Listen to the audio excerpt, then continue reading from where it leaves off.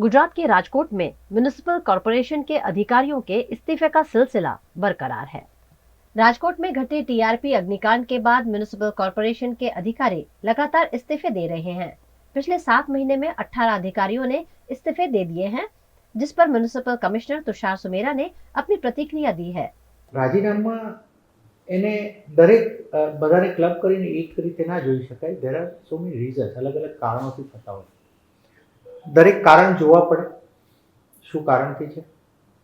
અમે જે આપે બે નવા રાજીનામાની વાત કરી એ બાબતમાં તો હજી મારે પણ એની ચર્ચા કરવાની છે, પણ હું એટ ધ સેમ ટાઈમ તમને એવું જણાવીશ કે દરેક રાજીનામાને 1 to 1 કેસ બાય કેસ અમે જોવાના છીએ કે કોઈ પણ નવું રાજીનામું હોય કે વોટ આર ધ રીઝન્સ. કોઈની હેલ્થ ના બરાબર હોય અને ના ખેંચવા માંગતા હોય ને એને કાયદા પ્રમાણે અલાઉડ હોય તો વી હેવ ટુ અલાઉ, એને અલાઉ કરવું જ જોઈએ કોઈને પણ.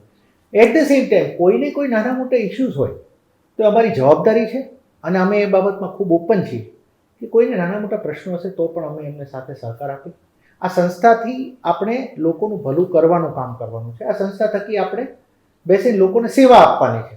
એની માટે જેની પણ જરૂરિયાત હોય અને જેને પણ કામ લેવાનું છે એને અમે સાથે રાખીએ અને સહયોગ સાથે અમે આમાં લઈશું. પણ રાજીનામા બાબતમાં હું ફરીથી મારું સ્ટેન્ડ રીઇટરેટ કરું છું કે કેસ ટુ કેસ જોવું પડે, એના કારણો જોવા પડે અને એ કારણોની અંદર આપણે માની લો કે બીમાર જ છે, કોઈ એક્સ્ટ્રીમલી બીમાર છે તો પછી એને બિચારાને એને પણ આપણે પરેશાન ના કરી શકીએ. પણ આપણને એવું લાગે કે વ્યક્તિ કામ કરી શકે એમ છે, એને કોઈ બીજો નાનો મોટો પ્રોબ્લેમ છે તો સંસ્થા તરીકે અમે અમારા કર્મચારીઓની સાથે રહીશું અને સહકાર આપીશું. સર, મોટાભાગની કામગીરી અત્યારે ઇન્ચાર્જ થ્રુ ચાલે છે, તો નવી ભરતી અંગે શું કાર્યવાહી સરકાર પાસે કોઈ રજૂઆત? એ અમે એનાલિસિસ કરી રહ્યા છીએ. જે ખાલી પડતું જાય જુઓ, ઇટ ઇઝ અ પ્રોસેસ.